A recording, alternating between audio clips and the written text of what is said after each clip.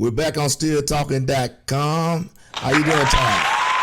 Doing great, Rob. How about yourself? Oh, man. I'm doing better than I deserve, man. It's a good Friday, right?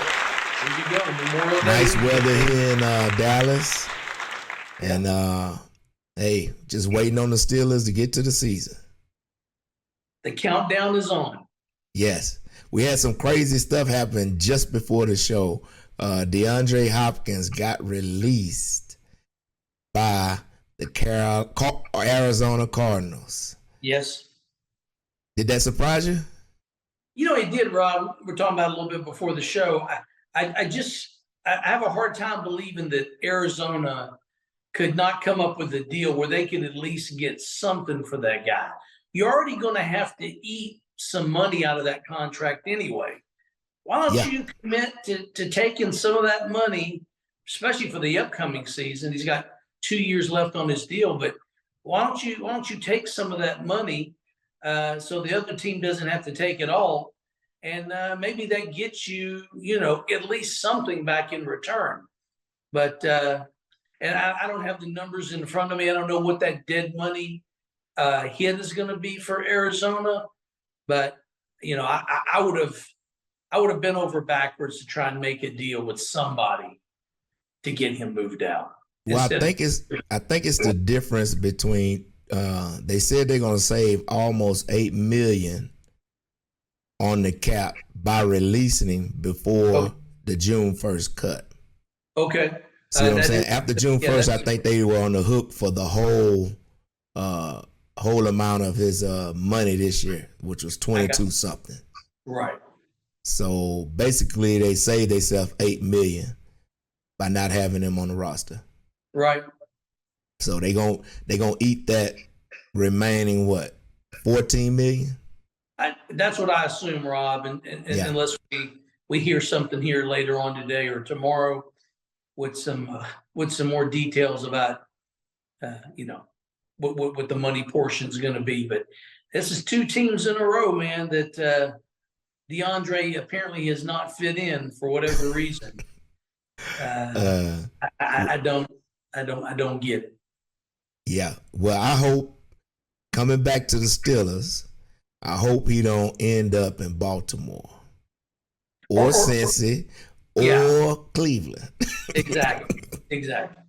Just stay away from my division and I'll be okay. Yeah, we got enough issues to deal with as it is. Yeah. All right, and some more Steelers news. Big Mitch signed an extension, Todd. That completely surprised me because I was thinking, okay, they signed Mason, right? Right. Mitch is going to play this 1 year out at an inflated rate. Yeah. And he gonna move on to greener pastures. And they move Mason into the number 2 spot. Right. They had different thoughts. That surprised me, Big Mitch. It looks like he's okay with being a backup for the rest of his career. Certainly this signing seems to suggest that, Rob. Yeah. I mean, you look at look at any of the teams in the league right now and, how they're all, not all, but the ones that don't have a quarterback, they're all scrambling to get a quarterback. And I can only surmise that obviously not too many people were ringing Omar Khan's phone. Right. Asking about Mitch Trubisky. Yeah. Just like nobody was asking about Mason Rudolph when he became a free agent at the end of last season. Yeah. So, there's only so many arms to go around on so many teams, but I think maybe Mitch just came to the realization. I think you talked about, Rob, one of the first things you said about how, basically he's in a good spot. Yeah. He's had a baby. Him and his wife have just settled in to Pittsburgh. Yeah. Why upset all that? Right. And go somewhere else and have to basically start all over again. Right. And Pittsburgh is a family-oriented, really good organization. No doubt. If you notice, some players, they leave and they I didn't know what I was missing when I was there, right? Yes. And they end up, some of them circle back for less money. Yeah, some do. Yeah. So sometimes and Mitch has been around, so he knows how other organizations relate to players and deal with players. Yeah. Compared to how the Steelers do.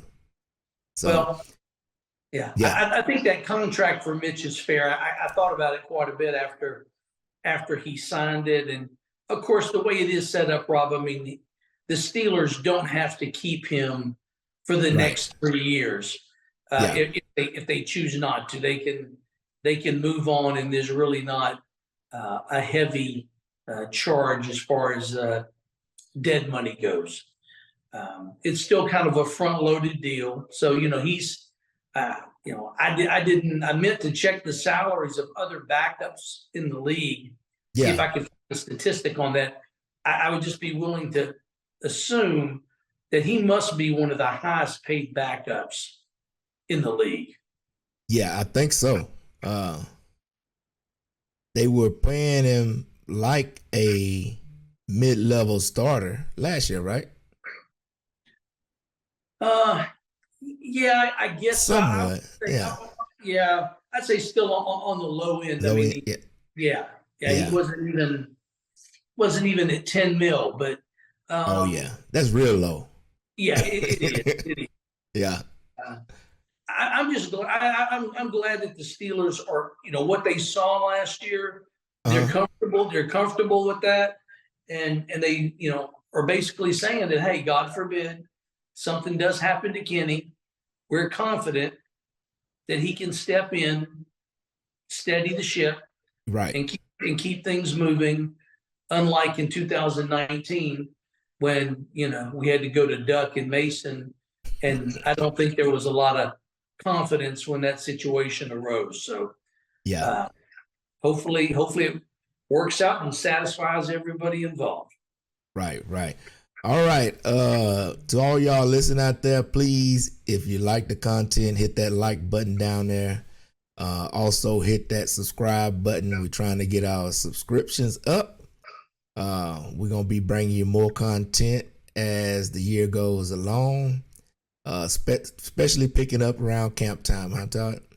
Absolutely. All right, let's move on. We had another signing.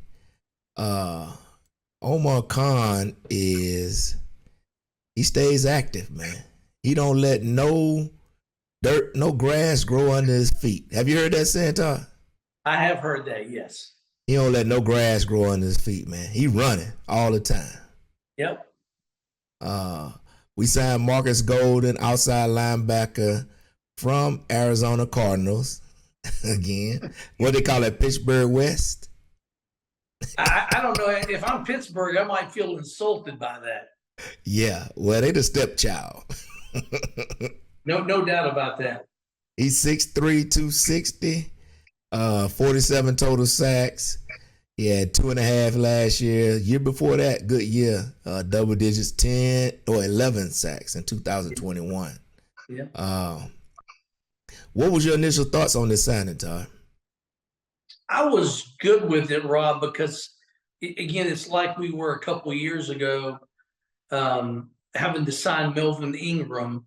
Right. We're basically in the same spot we were in 2 years ago, where basically there's no depth behind your starters. Right. Certainly, again, any depth that you would be confident in. You saw how we really were reaching for straws last year after TJ went down. Mm-hmm. And unfortunately, the options that they had available to them, they didn't really pan out. And that's going to happen sometimes. You're obviously not going to hit on every transaction, whether it's a trade, a free agent signing, whatever it might be. So I appreciate the fact that they probably went, Rob, to me, outside the circle of what the Steelers would traditionally look at as a free agent signing, because he is an older player at 32. The Steelers would probably like to stay in the 20s when they're looking at free agent signings. But with this particular position, you really need somebody that has quite a bit of experience. Yeah. And you need somebody with a little pop. I hope he still got a little pop in him, a little explosiveness. Like when Melvin Ingram came in, you can tell he still had it at 31 or 32, right? Yes. He still had the juice. I want to see if Markus Golden still has the juice, to get around guys, stand them up, go around them. I want to see some of his moves. I haven't studied his tape yet, so that's going to be key. Because if TJ goes down or Highsmith goes down, we need a quality guy to at least be able to put some pressure on that side so they don't just double the other guy all the time. You see what I'm saying? Which is what happened last year. Right. And then Highsmith still did halfway decent with that. Oh, yeah. I've got nothing negative to say about Alex Highsmith. I am pleased beyond belief how he's been so far. Yeah. Since we drafted him. So. Yeah, but Steelers got Markus Golden coming in, adding depth at the outside linebacker spot. With that, Todd, what do you see in our roster where we might, before camp, bring some more guys in or bring some quality depth in? Well, I'm going to start with the running back group, and specifically that number 3 spot. You don't like Anthony McFarland? No, I'm not really comfortable. I appreciate the fact that he is a change of pace guy, Rob. Yeah. And he does bring the word's not coming to me, but he just brings a different look. Yeah. Than what we currently have. So in that respect, I like the guy, and in his extremely limited appearances this past season, he played well. Right. The question is, again, God forbid, or if there are serious injuries, can you count on this guy to be productive and carry the ball, 10, 12 times a game, if need be, if it gets to that. Of course, we always say, but especially in football, when you're at the number 3 of something, it's normally things have not gone well. Right. So I'm not expecting Anthony McFarland that I want him to be that guy. That guy, it's only under the most dire emergency situations. He's still fairly young, should have some fairly powerful legs. He's teased us before in the past. Right. And I think that's what's got them holding on. But I would prefer probably to go outside the organization and see if we can't find somebody. I'm surprised that Benny Snell is not on the roster. I think I would let McFarland go and keep Benny. One, he provides so much pop on special teams. No doubt. And when he had his chance to play last year, he played well. Yeah, we were there to see it, man. Yeah. So I think you get the same thing with Benny plus the special teams added value. No doubt. I'm eager for Benny to get back on the team. Whatever it is they got to do to make that happen, I really think it's critical that he stays on the team. And then lastly, the one position I think both of us kind of own is inside linebacker, right? Absolutely, man. There's just very little experience. Once you get past Holcomb and Elandon Roberts, I mean, there's literally no experience behind them. And this, again, given the fact that Holcomb he's not 100% right now. He had a foot injury that required surgery about a little over halfway through the season. He's still not 100%. He's not going through all the drills at the moment because it's not necessary, first of all. Camp's a long way off, but maybe some people have forgotten or even didn't know that he did have a serious injury during the season last year, and you can't just gloss that over. So He's had injury issues in the past. So, looking at him and Roberts and counting on those guys as full season starters, I don't know how realistic that is. Yeah, I see something happening with linebacker in the next month. They'll figure out something to do. I don't know if they might trade for a guy, kind of like they did, They might trade for a guy, or I don't think it's anything out there on the scrap heap right now. Not anything to add quality depth. A lot of people would probably poo-poo on this suggestion, Rob, but I'm going to throw it out there anyway. And I know it's not really inside linebacker, but I just like the guy so much, man. I love Justin Houston. Okay. I know that dude's 34 years old. Yeah, he's old as me and you, Ty. He's got a lot of wear on the tread. Yeah, man, that's the kind of guy. That's the kind of guy I want on the team.